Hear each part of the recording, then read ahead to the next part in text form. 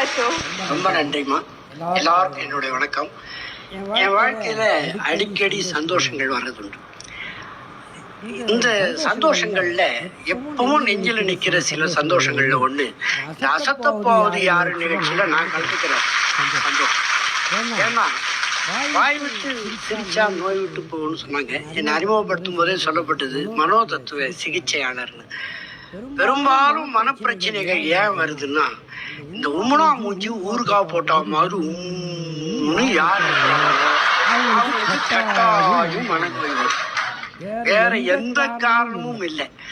வாய் விட்டு சிரிச்சோம்னா எல்லாத்தையும் சுலபமா எடுத்துக்கிட்டோம்னா மனநோயே வராது. இந்த நிகழ்ச்சியில சிறப்பு. தூத்துக்குடியில முத்து குளிச்சாங்க ஒரு காலத்துல, இப்ப இல்ல. முத்து குளிக்கும் போது ஒரு கட்டு மரத்துல ஒருத்தர் ரெண்டு பேரும் போவாங்க. அதுல ஒருத்தர் இடுப்புல சாதாரண பனங்குடைய கட்டிக்கிட்டு ஒரு தாம்பு கயிறை கட்டிக்கிட்டு ஒரு முனைய கூட வர்றவர்கிட்ட கொடுத்துட்டு நடுக்கடல்ல குச்சிருவார். முத்துக்களை எடுப்பார், அதாவது சிப்பிகளை எடுப்பார். அது நடுக்கடல்ல மூச்சு திணறும் போது இப்போ டிஸ்கவரி சேனல்ல கொட்டுற மாதிரி மூக்குலே நோக்குலே ஓக்குல எல்லாம் மாட்டி மூச்சு அடக்கிட்டு போக வேண்டியதுதான். போனவர் அந்த சிப்பிகளை எல்லாம் பொறுக்கி அந்த கூடையில போட்டுக்கிட்டதும் மூச்சு திணறும் போது அந்த கயிறை பிடிச்சு ஆட்டுவார்.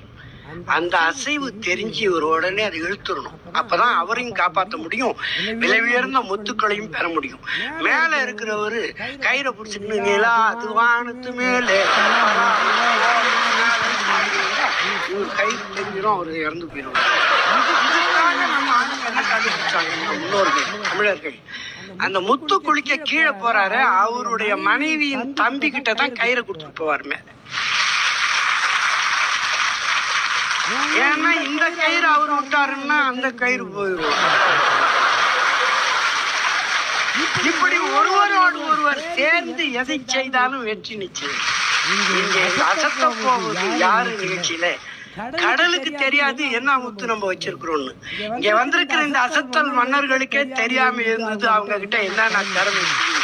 ராஜ்குமார் என்கிறாங்க முத்து குடிச்சு கடலுக்குள்ள போய் அவர்களுக்குள்ள இருக்கிற திறமைகள் எல்லாம் இன்னைக்கு உலகறிய செய்திருக்கிறாருன்னா அசத்த போவது யாருன்னு தெரியல, அசத்தி அது யாருன்னா ராஜ்குமார்.